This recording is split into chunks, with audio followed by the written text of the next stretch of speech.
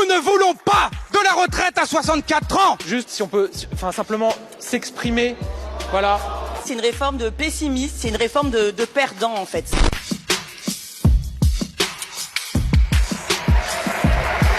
Mesdames et messieurs les députés,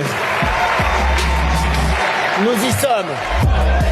Vous n'avez pas frappé les pupitres. Monsieur le ministre, on va suspendre 5 minutes. Cela fait 40 minutes. 40 minutes que nous avons perdu. 40 minutes où nous ne débattons pas des retraites. Est-ce que vous croyez que nous allons passer 15 jours comme cela dans l'hémicycle? Oui?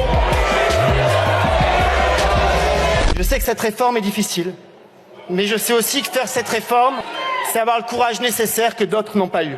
Pour permettre de sauvegarder notre système de retraite par répartition, nous faisons le choix de travailler globalement un peu plus longtemps, progressivement et sur 10 ans. La réforme proposée ne fait ni plus ni moins qu'accélérer une réforme votée sous un gouvernement de gauche par les socialistes sous le quinquennat de François Hollande. 43 ans de cotisation pour une retraite à taux plein. Le monde du travail dans notre groupe et dans la majorité présidentielle, nous le connaissons. Les députés du groupe sont des enseignants, sont des aides-soignants, sont des infirmiers, sont des chefs d'entreprise, sont des employés. Ils connaissent le monde du travail. Qui d'entre vous a déjà fait un métier pénible? Qui d'entre vous peut lever la main et dire: moi aujourd'hui, j'ai dû pousser des chariots avec 52 kilos de ciment. J'ai dû m'occuper de 20 personnes âgées. J'ai dû répéter 1000 fois le même geste en une seule journée. Qui peut lever la main? Personne. Vous n'avez pas le droit de mettre en genoux les gens qui tiennent la France debout. Le référendum sur la réforme des retraites, ce serait des confrontations pacifiques.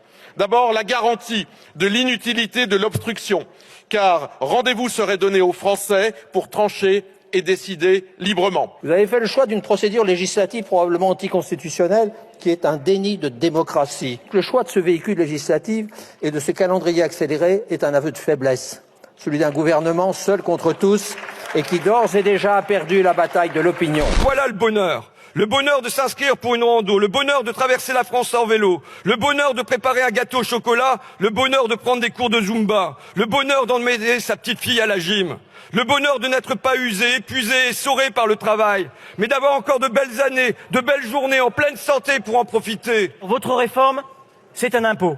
Un impôt sur la vie des gens, un impôt injuste, un impôt dégressif qui demande beaucoup à ceux qui ont peu et peu à ceux qui ont beaucoup. Les 2/3 des économies seront réalisées sur le dos des femmes. Elles surcotiseront 2 fois plus longtemps que les hommes. Les écarts de pension ne se réduiront pas. Et demain, comme aujourd'hui, les femmes partiront à la retraite plus tard que les hommes. Bravo. Il est vrai que nous arrivons au bout d'un modèle. Il est donc temps de venir au bout d'un tabou. Il est indispensable de faire financer plus fortement le capital et les dividendes, et les placements financiers et le patrimoine.